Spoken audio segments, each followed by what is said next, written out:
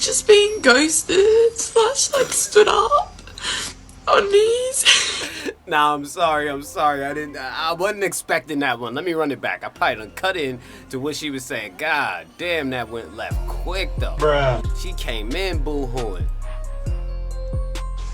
I've just been ghosted slash like stood up City on boys, we up. knees. It's funny. It's sad. But here was my check.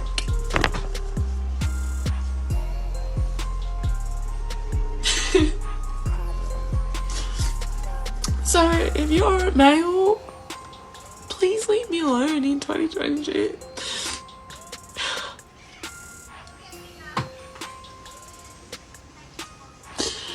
Anyway, I'm just gonna go and get drunk somewhere else.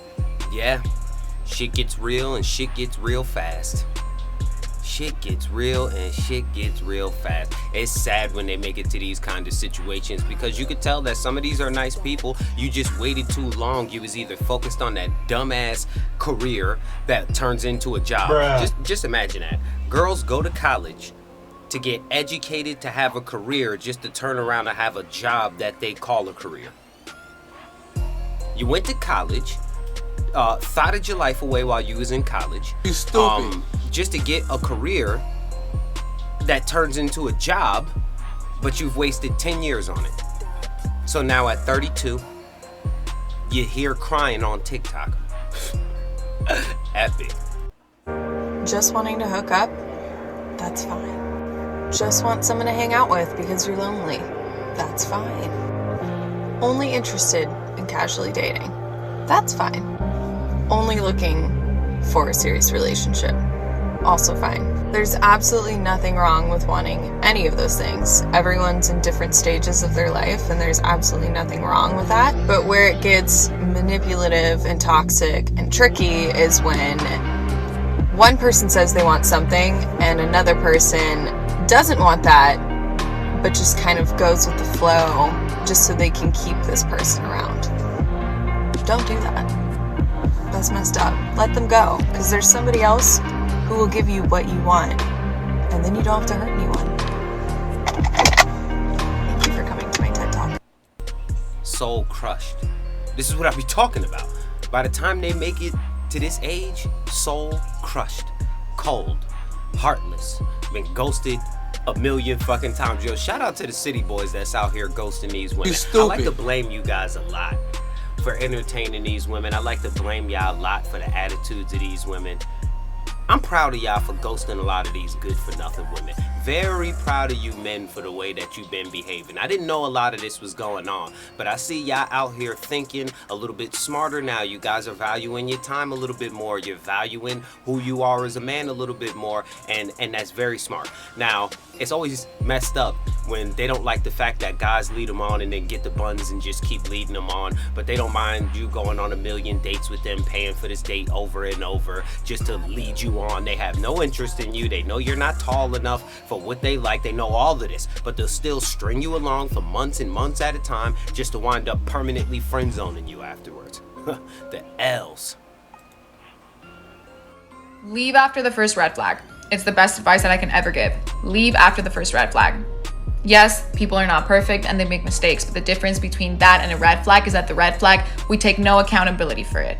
The first red flag, we're out. People who take no accountability for their actions, out, honey. They're showing who you are.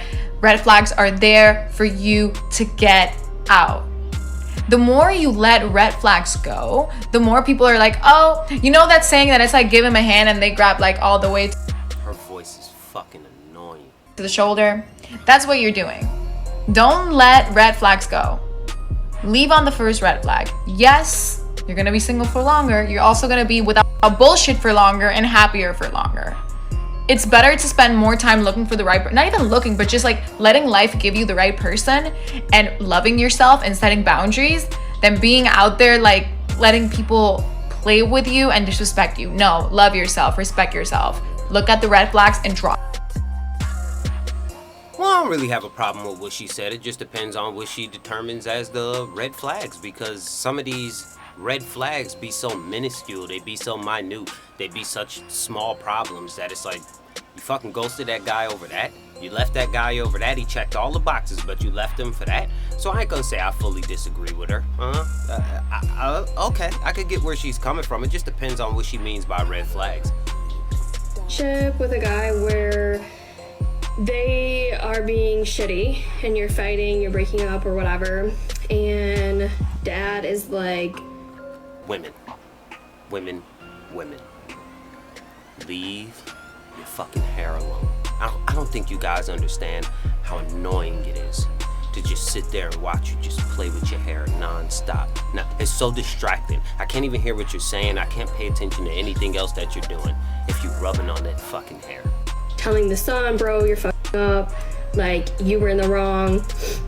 Like, maybe he said, like, yeah, you're both toxic, but, like, you were in the wrong, so that's why she reacted that way. And then, like, this happens multiple times over and over again, and, like, you're just sitting there, like, in your head thinking, damn, I want dad. Dad would take care of me.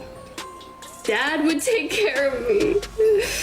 Dad would take care of me. I'm taking the dad. I'm taking the fucking dad. The son. I'm taking the dad. I'm old enough. I'm of age. I'm in that age bracket where I can take the son or the dad. And if you're up, I'm taking your dad because your dad wants me. Just single for the rest of her natural life. I really don't have much to say about that. Like, yeah, sleep with the son or the father. You're 100% your choice. This is the world we live in, people. Fathers, stay around your daughters, stay around your sons, so we can educate them on people like this and how to avoid them and how to not become them. Jesus.